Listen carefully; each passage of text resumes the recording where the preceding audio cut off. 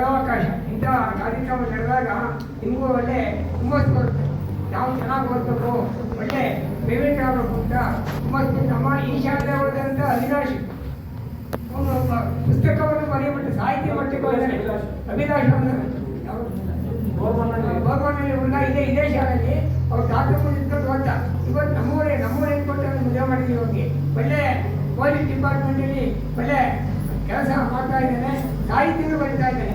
ಅದಕ್ಕೆ ನೀವು ಏನು ಬೇಕಾದ್ರೂ ಆಗ್ಬೋದು, ಸಾಹಿತಿಗಳಾಗ್ಬೋದು, ವಿಜ್ಞಾನಿಗಳಾಗ್ಬೋದು, ಡಾಕ್ಟರ್ ಆಗ್ಬೋದು, ರಾಜಕೀಯದಲ್ಲಿ ಒಳ್ಳೆ ಉನ್ನತ ಸ್ಥಾನಕ್ಕೆ ಹೋಗ್ಬೋದು. ಅದರಿಂದ ದಯವಿಟ್ಟು ನೀವು ಮಕ್ಕಳ ಗುರುವಿನ ಗುಲಾಮರಾಗೋದನ್ನ ದೊರೆಯದೆ ನಮ್ಮ ಬುದ್ಧಿ. ನೀವು ಪೋಷಕರ ಸಹಕಾರ ಬೇಕು.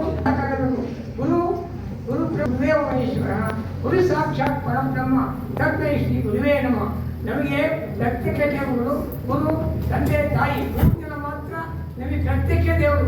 ನಿಮ್ಮ ಬಾಕಿಗೆಲ್ಲ ನಾನೇ ಕೆಲಸ ಆಗಿರ್ಬೋದು, ಯಾವುದೇ ಆಗಿರ್ಬೋದು, ಅದು ಪ್ರಸಿದ್ಧಾತ್ಮ ದೇವರು, ಅದನ್ನು ಶಕ್ತಿ ದೇವತೆಗಳವೆಲ್ಲ. ಅದರಿಂದ ತಂದೆ ತಾಯಿ ಮತ್ತು ಗುರುಗಳ ಮಾತನ್ನು ಆಲಿಸಿ ಮುಂದೆ ಬರಬೇಕು ಅಂತ ಹೇಳ್ತಾ ನನ್ನ ಎರಡು ಮಾತನ್ನು ಮುಗಿಸ್ತೀನಿ. ಜೈ ಜೈ ಕನ್ನಡ.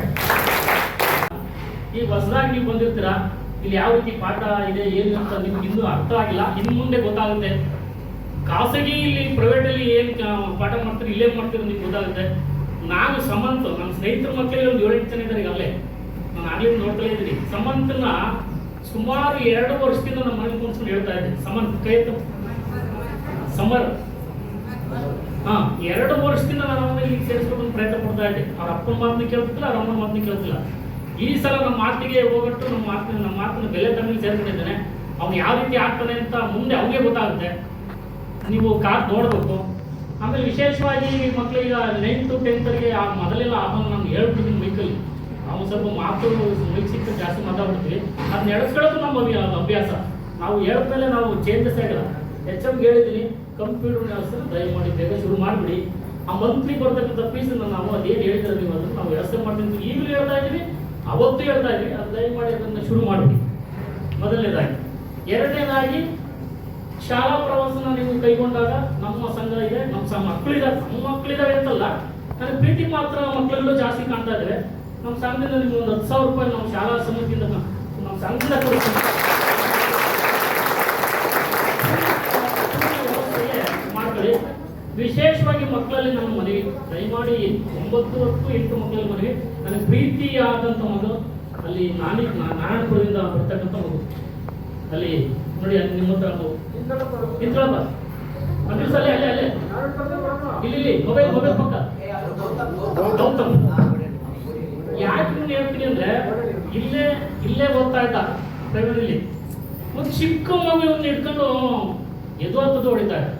ನಾನು ಕಣ್ಣಾರೆ ಅಲ್ಲಿ ಒಂದು ಗುರಿಕಟ್ಟೆ ಗೊತ್ತಲ್ಲ ನಿಮಗೆಲ್ಲ ಆಗಲೇ ಅಲ್ಲಿ ಕೂತ್ಕೊಂಡು ನೋಡಿದಾಗ ನೀವು ಪಾಪ ಅಸಹಾಯಕ. ದಯಮಾಡಿ ಮಕ್ಕಳಿಗೆ ತಮ್ಮಲ್ಲಿ ಮನವಿ ಮಾಡ್ತೀನಿ, ಯಾರು ಅವನಿಗೆ ಇದನ್ನು ಇನ್ಸಲ್ಟ್ ಮಾಡಬೇಡಿ.